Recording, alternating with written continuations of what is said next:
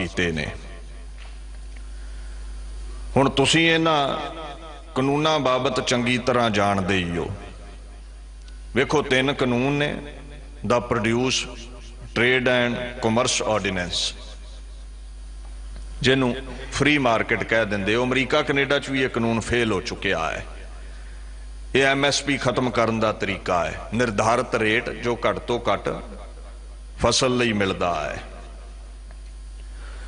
हुण सरकार की कर रही है, बराबर ते प्राइवेट मंडियां लिया रही है, सरकारी मंडी के बराबर। उहदे नाल की होवेगा? तुहानू रेट दुगना देवेगा पूंजीपति कारपोरेट घराना। समझियो इस गल नूं, क्योंकि इकल्ला किसानां दा अंदोलन नहीं है, समुची दुनिया का है। वो प्राइवेट मंडी च रेट वध देवेगा, मंडी भी सोहनी बनी होवेगी। सरकारी मंडी च किसान सारी दिहाड़ी खप जाता है, माल तलाउंदा तलाउंदा घट्टा मिट्टी पैंदा है। बराबर ते प्राइवेट मंडी AC लगा होवेगा, वो कंडे तो कढ़णगे ट्रैक्टर ट्राला, तुहाडा माल तोल के आखणगे जाओ जी घर नूं जाओ, रेट वध देणगे। तुहाडा मन डोलेगा भी सरकारी मंडी च भाव 2000 ते 2500 देण। तुसीं प्राइवेट मंडी नूं तुर पैणा, 2-4 साल तुहानूं वध भाव देणगे कारपोरेट घराणे। उहदे बाद पता तुसीं की करना? तुसीं सरकारी मंडी माल नहीं लिजाणा। सरकार ने कहना है हुण मंडी दा नुकसान हो रहा है, MSP दे नाल नाल सरकारी मंडी खत्म कर दईए, क्योंकि इत्थे फसल नहीं आ रही। जदों कोई इर्द गिर्द मंडी ना रही तो फिर कारपोरेट घराणे ने कहना किसाना सानू डर सी किते असीं रेट बराबर दिता सरकारी मंडी दे ते तू सरकारी मंडी दौड़ेगा, असीं वध रेट दिता सी, तैनू लालच दिता सी। हुण सरकारी मंडी नहीं रही, दौड़ ला जिथे दौड़ना। 2000 वाला फसल दा जिहड़ा MSP दा मुल है तैनू 1000 ही देना ही होना। वो मारी दा किसान वेचेगा क्योंकि सरकारी मंडी नहीं होनी। दूसरा एसेंशियल कमोडिटी, जरूरी वस्तुआं जिहड़ियां सोध कीती है, जिहड़ा एक्ट है। हुण हुंदा की है? ये कहंदे जिन्नी मर्जी स्टोरेज कर लो। अगे पाबंदी सी भी सिर्फ इन्ना ही स्टोर कर सकते हैं। हुण खुल दे दिती है भी जिन्ना मर्जी कारपोरेट घराणे स्टोर कर लैण। मैं तुहानूं दस दवां 100 एकड़ वाले किसान कोल भी प्रबंध नहीं है भी वो स्टोरेज कर सके। स्टोरेज कौन करेगा? वड्डे वड्डे पूंजीपति कारपोरेट घराणे, बंबे दे सेठ। वो कणक आलू चावल सब कुछ उन्हां स्टोर कर लेना, मार्केट विचों मंदी लियाउणगे, सप्लाई बंद कर देणगे। जदों मार्केट विच सप्लाई ना आई तो असीं भुखे मरना है, दौड़े फिरना भी कितों गंढे मिल जाण, आलू मिल जाण, चौल मिल जाण, खाइए की। जदों ऐन शिखरां ते डिमांड चली गई, फिर वो जेड़े चौल 100 रुपये नूं ने वो 500 किलो, 500 नूं किलो, जेड़े गंढे 100 नूं ने वो 200 नूं किलो। मर्जी दे नाल भाव लाउणगे ते जेड़े तुसीं मिडल क्लास लोग हो ना, सोचदे हो भी दुकानदार ते की इफैक्ट है, ये ते किसानां दा मसला है। तुहाडी थाली जेड़ा 50 रुपइयां दा भोजन अज पकदा है, वो 500 नूं पकेगा। इस गल दा ख्याल रखियो। अगे किसान सस्ता वेचदा सी, तुहानूं मार्केट चों सस्ता मिलदा सी। 2-5 रुपइयां दी जेड़ी छल्ली है ना किसान वेचदा है, वो 50 रुपइयां नूं रिलायंस दे स्टोर ते तुहानूं मिलदी है। फिर सारी फसल ही इदां तुहानूं मिलेगी। ये मिडल क्लास ये नाल इफैक्ट होवेगी। भारत के 80% लोग 5 गुणा वध महंगाई विच जाके भोजन छकणगे, तरले लैणगे। यह है दूसरा इफैक्ट। तीसरा है कॉन्ट्रैक्ट फार्मिंग। पिंडां विच 50,000 ठेका चलदा पैली दा, कारपोरेट घराणे कहणगे जट्टा 1 लाख रुपया चुक, पर 15 साल का मेरे नाल कॉन्ट्रैक्ट कर लै तू। असीं कहना भी 50,000 ठेका क्यों लेना, लख लईए खां, लालच करांगे। लिखत कर लैनी है 15 साल दी, लाख रुपये नूं पैली असीं ठेके ते दे बैणी है। 1 साल वो लख दवेगा, अगले साल उन्हें की करना, उन्हें कहना भी फसल चंगी नहीं हुई भरावा, मैं 20,000 दे सकदा है। असीं आखांगे तू लिखत कीती है, मैं पंचायत सदन लगा पिंड विच। हुण की वो बंबे वाला तुहाडी पंचायत चाहेगा? वो की समझदा है तुहाडे पिंड दे सरपंच नूं? दूजी ऑप्शन तुसीं कहना मैं थाणे चलिया, मैं पुलिस कोल चलिया। की थाणे दा SHO तुहाडी सुनेगा कि वो पूंजीपति दी सुनेगा जिहड़ा देश दी सरकार बना सकदा है करोड़ां रुपये ला के? तीजी ऑप्शन तुहाडे कोल की है? गुस्से विच आके आखोगे मैं गल पैना है स्टोरेज वालियां दे, जिन्ना कॉन्ट्रैक्ट किया है मेरे साइन कराए ने वो हथ जोड़ देणगे, भाई जी असीं भी नौकर हाँ बंबे वाले सेठ दे, उन्होंने पुछो जाके। चौथी ऑप्शन की है, तुसीं आखोगे मैं कोर्ट चलिया ते सरकार ने तुहाडे हथ पहलां ही वढ लए ने कानून नाल, कोर्ट च तुसीं नहीं जा सकदे।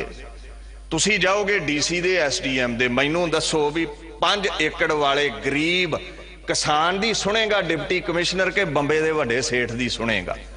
ओए वो लाखां रुपया टेबल ते सुटेगा, तू की दे सकदा है गरीब बंदा? दस। जिथे माया है न्याम ही उधर नहीं झुकेगा। यह है कॉन्ट्रैक्ट फार्मिंग। फिर तुसीं आखना अच्छा जी हुण 20,000 ही मिलेगा, पैसे नहीं वध सकते। उन्हें कहना नहीं, तुसीं कहना मेरी जगह छड्ड दे, तू जमीन छड्ड दे। उन्हें कहना भाई नहीं, तू 15 साल का कॉन्ट्रैक्ट किया है, तू जमीन नहीं लै सकता।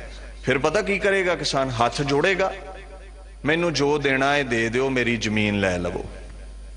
इदां हज़ारां एकड़ खरीद के कारपोरेट घराने, क्योंकि एग्रीकल्चर इनकम ते टैक्स नहीं है, आपदा ब्लैक मनी वाइट करनगे इस इनकम दे थ्रू, मर्जी नाल भाव रखणगे फसलां दे, तुहानूं 5 गुणा वध माया दे के भोजन छकना पवेगा। हाहाकार मचेगी भारत वर्ष अंदर। तां मैं कहना हाँ भी ये कल्ला किसानां दा अंदोलन नहीं, ये तुहाडा भारत वर्ष दे लोकां दा अंदोलन है। पूंजीपतियां ने पैसा ला के भारत दी सरकार बनाई है और ये दूना करके उन्होंने मोड़ रहे ने भी तुसीं एग्रीकल्चर इनकम बनाओ, हज़ारां एकड़ च फार्मिंग करो, तुहानूं टैक्स नहीं लगेगा। जदों करोड़ां रुपया पूंजीपतियां नूं कॉरपोरेट घराणियां नूं टैक्स बचेगा तो वो अद्धा सरकार नूं उदां ही गफा देणगे भी चलो अगली इलैक्शन च खर्च कर लवो। ये गेम ये चल रही है, तुहाडे गिरेबां नूं हथ पाया जा रहा है। और जेड़े इस लहर नूं खालिस्तान दे नाम ते बदनाम कर रहे ने नैशनल मीडिया वाले, मैं उन्हां नूं दस दवां, खालिस्तान दा हौआ ना लोकां नूं दिखाओ। खालसा राज की गल दसा, 17 वार खालसियां दिल्ली जित्ती, फिर सनातन मत नूं अज दिल्ली मिली है। जे खालसे मुगलों कोलों दिल्ली ना जितदे ते तुहाडे कोल तख्त ना हुंदा। साडे बाबा बंदा सिंह बहादुर ने हुकूमतां नूं मिट्टी विच मिलाया, पूंजीपतियां कोलों पैलियां खो के गरीबां नूं किसानां नूं दवाइयां। उहदे बाद 12 मिसलां दे जथेदार बाबा जस्सा सिंह आलूवालिया, बाबा जस्सा सिंह रामगढ़िया, बाबा बघेल सिंह हुणा दिल्ली जित्ती, पूंजीपतियां तो पैलियां लैके किसानां नूं लिख के दित्तियां। फिर पंजाब दा बादशाह बेताज बादशाह महाराजा रणजीत सिंह बनिया। खालसे दा राज वेखो, हरमंदर साहिब ते सोना ला के नाल हिंदू वीरां दे राम तीर्थ नूं सोना दिता, मस्जिदां बना के दित्तियां। राजा रणजीत सिंह रात बराते भेस बदल के लोकां विच जावे भी मेरी जनता भुखी ना मरदी होवे। काल पै गया, अज दी सरकार गदाम नूं जिंदरे ला लई है। राजा रणजीत सिंह ने खजानियां दे मूंह खोल के पंडा भर के गदाम दे विचों रात नूं मोढियां ते चुक के गरीबां घरीं पहुंचाइयां, चोरी भी किसे नूं पता ना चले। ऐसा दरिया दिल राजा, यह है हलेमी राज। वो एडा वड्डा राजा सी, एक बीबी ना लोहे दा तवा लैके ना उहदे पैरां ना घसावे, कहंदा बुढ़ी माई ये की करदी है मां, पैरां नूं ते मैं तेरे हथ लावां, तू मेरी मां है। कहंदी राजा मैं सुनिया तू पारस है, जेड़ा तेरे नाल छू जांदा है सोना बन जांदा है।